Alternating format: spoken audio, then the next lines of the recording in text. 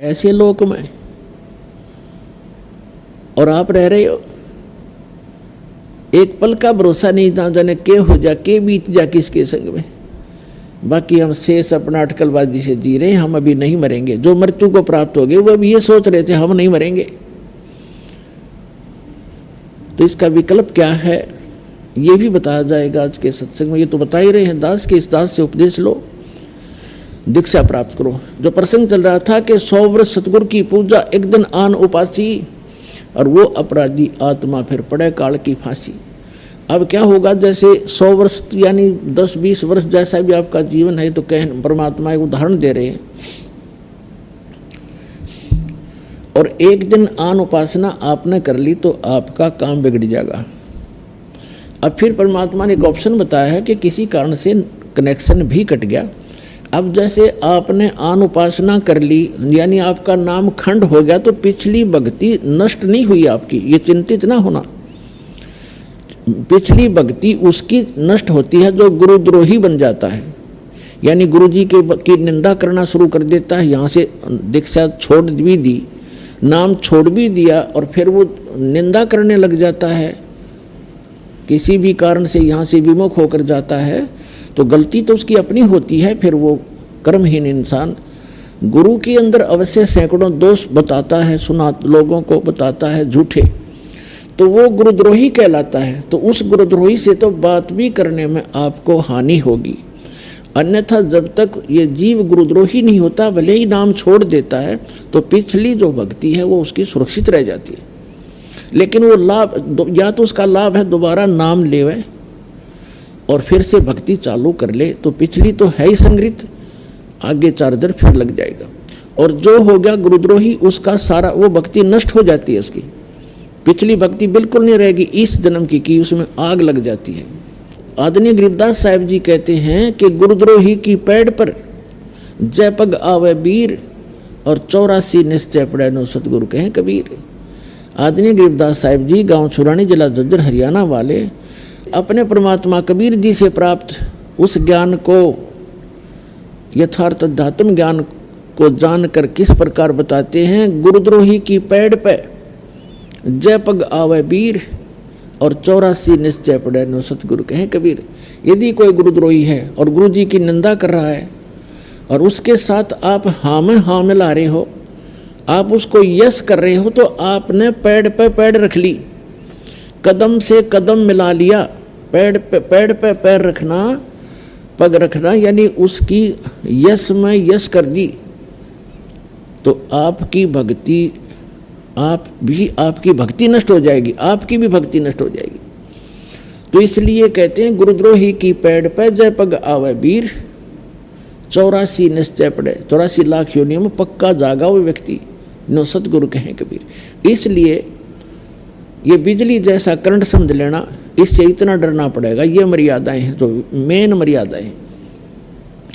छोटी मोटी गलतियों से, किसी व्यवस्था के कारण, मजबूरी के कारण को खंडित भी हो जाता, तो नाम उसमें पिछली भक्ति नाश नहीं होती, और तुरंत उसको आके अपना सुचारू करवा ले, आगे उन गलतियों से बचे। अब ये दास देख रहा है कि समाज भगत और जगत का सदा से ही बैर रहा है, विरोध रहा है, क्योंकि भगत ने जो क्रियाएं करनी होती हैं वो भक्ति को सुचारू रखने के लिए करनी पड़ती हैं, और समाज की क्रियाओं को करते हुए हम भक्ति पर नहीं चल सकते। इसलिए कुछ दिन समाज में विरोध भी होगा, पर नम्रता से पेश आना, झगड़ा ना करना, भगवान को साक्षी रखना, परमात्मा के सामने प्रार्थना करना कि मालिक इनको सद्बुद्धि दो जो हमारा विरोध कर रहे हैं। फिर एक दिन उनको भी आवश्यकता भगवान की, वो भी आएंगे, उन्होंने ज्ञान सुना नहीं है, इसलिए वो कई जगह आपने सुना है कि गांव में विरोध कर देते हैं, कुल के लोग भी विरोध कर देते हैं, खुद परिवार के सदस्य भी विरोध कर देते हैं। करने दो उनको, पर आप अपनी क्रिया को छोड़ना नहीं, भक्ति करते ही रहना। और किसी कारण से कोई मजबूरी व्यवस्था के कारण हो भी जाता है, तो परमात्मा से हृदय से माफ़ी मांगना, अपनी व्यवस्था प्रकट करना दाता के सामने, और फिर दोबारा आकर के दीक्षा, अपना कनेक्शन फिर से चालू करवा लेना यहाँ आकर के, फिर कोई हानि नहीं होगी। तो यहाँ परमात्मा कहते हैं कि गुरुद्रोही की पैड़ पे पैड माने उसके पैर के चिन्ह पर जहाँ से वो गुजरा है। एक तो पैड होती है जैसे गुरुद्रोही जा रहा हो और उसके पीछे आप जा रहे हो, ये नहीं कि उसके कदम पर कदम रखेगा उसके चिन्ह पर, ऐसा नहीं। पैड पे पैड रखना, कदम से कदम मिलाना, कदम से कदम मिलाना मीन उसकी सब बातों को आप स्वीकार करना। कर लेते हो तो वो गुरुद्रोही की पैड पे पैर रख दिया आपने।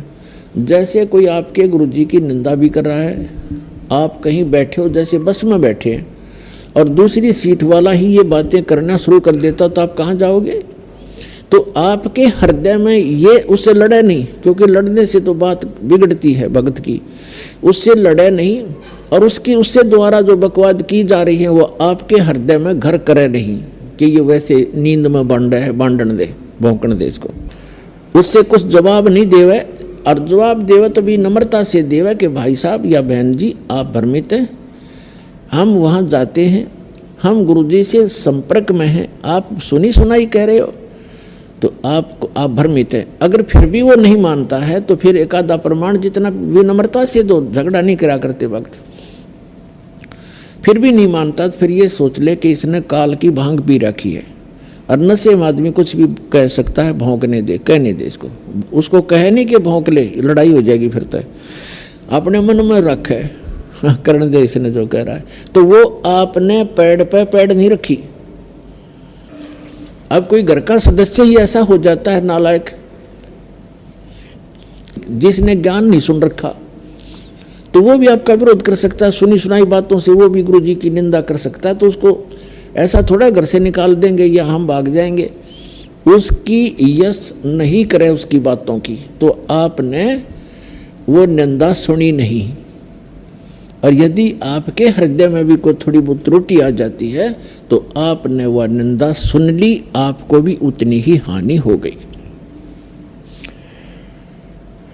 अपने आत्मा उसके लिए विकल्प आपको बताई दिया है कि पुनरुपदेश लेवे और आगे ऐसी त्रुटियों से बचे। अब जो प्रसंग दास आज सुनाना चाह रहा था कि आप यहाँ इस लोक में क्यों फंस गए, या कोई चीज भी ऐसी नहीं जो सुरक्षित हो, यहाँ का राजा सुरक्षित नहीं तो प्रजा कैसे सुरक्षित होगी? फिर हम रह क्यों रहे हैं यहाँ पर? क्योंकि हमें परिवार हमारा प्यारा लगता है, बच्चे प्यारे लगते हैं, माता पिता में मोह है, संपत्ति हमारी लगती है, तो यह भूल है अपनी।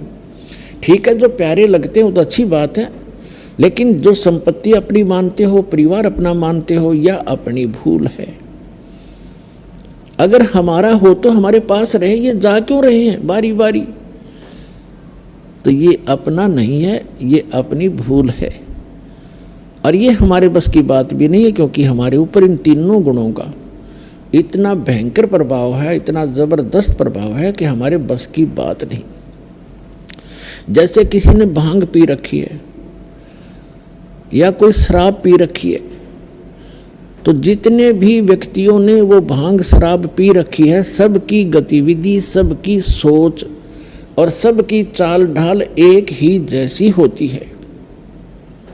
कबीर साहब कहते हैं, कबीर ये माया अटपटी सब गट आन अड़ी, और किस किस को समझाऊं या कुएं भांग पड़ी। अब जैसे किसी कुएं में कोई 1 क्विंटल भांग डाल दे, अब जितने भी उस कुएं के जल को पिएंगे तो सभी को वो नशा होगा। 1000 पिएंगे ना, 1000 भी एक जैसी गतिविधि करेंगे, एक जैसी भाषा बोलेंगे और ऐसे चलने का उनका अंदाज होगा। तो परमात्मा कहते हैं, इस काल ने 21 ब्रह्मांड वाले अपने कुएं में या त्रिगुणमयी माया की भांग डाल रखी है। कबीर ये माया अटपटी सब गट आन अड़ी, और किस किस ने समझाऊं या कुएं भांग पड़ी। अब इस भांग को उतारने के लिए एंटीबायोटिक ये ज्ञान है और ये मंत्र हैं, इससे ये आपकी भांग उतर जाएगी। और ये भांग उतरने के बाद फिर आपको पता चलेगा कि मैं कहाँ रह रहा हूँ। जैसे एक शराबी शराब पी के, जैसे हरियाणा जैसे क्षेत्र में, राजस्थान जैसे क्षेत्र में, राज्य में शराब पी करके बाहर पड़ा गर्मी में दिन के 12 बजे, और बुरा हाल, पसीना पसीना हुआ है, रेत में लिपटा पड़ा है। उसको कोई कहे कि उठ भाई, आप तो बहुत गलत स्थान पर पड़े हो, चलो आपको छाया में बैठाता हूँ, आपको प्यास भी लगी होगी, तो वो पड़ा पड़ा कहता जोड़ दे मौज हो रही है। अब उसको पता ही नहीं तो पड़ा कहाँ है, क्योंकि वो होश में नहीं है, उस नशे से बोल रहा है। और जब वो होश में आएगा, सचेत होगा, वह शराब उतर जाएगी, उसकी नशा उतरेगा, तब वो देखेगा और उसको कोई बताएगा कि तू यहाँ पड़ा था कल, तो उसको स्वयं महसूस होगा कि मैं गलत जगह पड़ा था, अरे यह शराब पीनी नहीं चाहिए। उस समय तो मन में आओगी, पर सामने फिर घुटी ला बैठेगा। तो कहने का भाव ये है कि हम सत्संग सुनते हैं, सत्संग सुनने के बाद हमें पता चलेगा या भांग उतरेगी, शराब उतरेगी, नशा इस काल का, इस झूठे सुख को सुख कहे ये मान रहा मनमोद, ये सकल चबीना काल का, कुछ मुख में कुछ गोद। फिर आपको जब यह नशा उतर जाएगा, इस सत्संग रूपी एंटीबायोटिक ये टेबलेट खाते हैं, फिर आपको महसूस होगा कि हम कहाँ रह रहे हैं, ये कोई लोक है, ये कोई स्थान है जिसमें हम रह रहे हैं। तो ये एंटीबायोटिक सत्संग आपको इसलिए सुनाया जा रहा है कि ताकि आपका ये नशा उतरे जहाँ पर रह रहे हो और जिसको आप अपना मान रहे हो। फिर परमात्मा कहते हैं कि यदि आपने ये ज्ञान समझ में आ गया और आपके बच्चे हैं, आपका परिवार है, बहुत अच्छी बात है, क्योंकि ये भी भगवान के बच्चे हैं, इनमें प्यार, इनमें मोह, इनके प्रति अच्छा स्वभाव वर्तना, अच्छा व्यवहार करना, तो ये हमारा नैतिक फर्ज बने है। लेकिन इनको भी अगर सुरक्षित रखना चाहते हो, जब तक आपका जीवन है, ये बेमतलब की जो दुर्घटनाएं होंगी, अकाल मृत्युएं होती हैं, तो इनसे दुख होता है हमारे को, बच्चा मर गया, कोई पत्नी मर गई, कोई पति मर गया, किसी को कैंसर होगी, तो उनसे बचने के लिए परमात्मा कहते हैं आप मेरी द्वारा दी गई ये साधना करो, ये मंत्र जाप करो, मैं तुम्हारी फिर रक्षा करूँगा, अकाल मृत्यु नहीं होने दूंगा। तुम्हारे बच्चे तुम्हें प्यारे लगते हैं, 5 पिता प्यारे लगते हैं, तो ये तभी ये प्यार बना रहेगा जब सत भक्ति करोगे, ये भी सुरक्षित रहेंगे।